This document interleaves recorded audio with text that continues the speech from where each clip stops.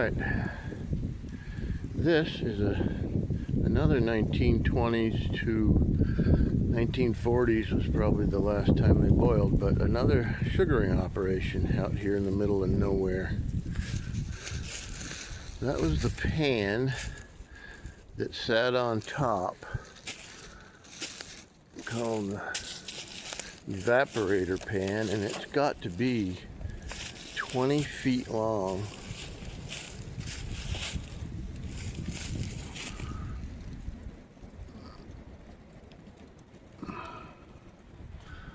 That's 10 feet, and that's another 10 feet, and that sat upon two 20-foot angle iron pieces. Today that would be special order, and back then you could probably get 20-foot long piece of angle iron. Look how long that is. Here's the firebox.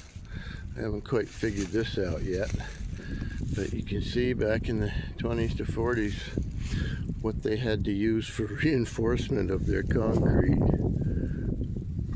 That's an old sickle that they used to cut grass, and there's all kinds of them in here. Here's one. You can see how they used it to reinforce between the main layer and the top layer where the pan sat. Isn't that cool? Hasn't been used for 80 years.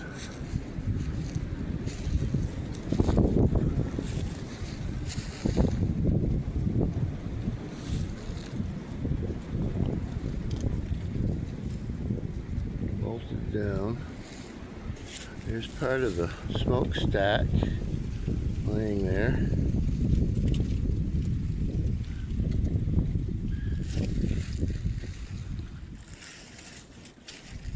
And here is another pan, some sort of finishing pan, which I think they had on the back of a wagon. And I think that's the part of a wagon that it was carrying. Not sure what that is, but the finishing pan is sitting right next to it. And they must have had galvanized pipe back then. First days of pipeline. Only that was galvanized.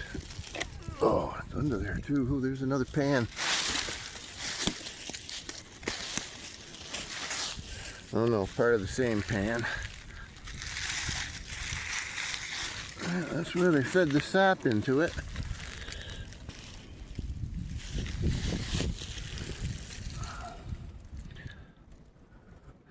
What a view. Imagine all those trees gone and having that view, not seeing only maybe one house back then.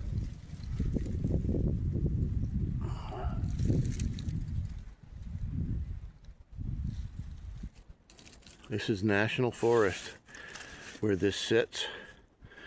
And back in the 1940s, the government went around and bought up all this property for pennies on the dollar because everyone was poor. 1940s, no one could live around here at that time. They all went to the city and abandoned all these old farms. What a beautiful spot. Okay, I thought I would share that with you. On to the next adventure.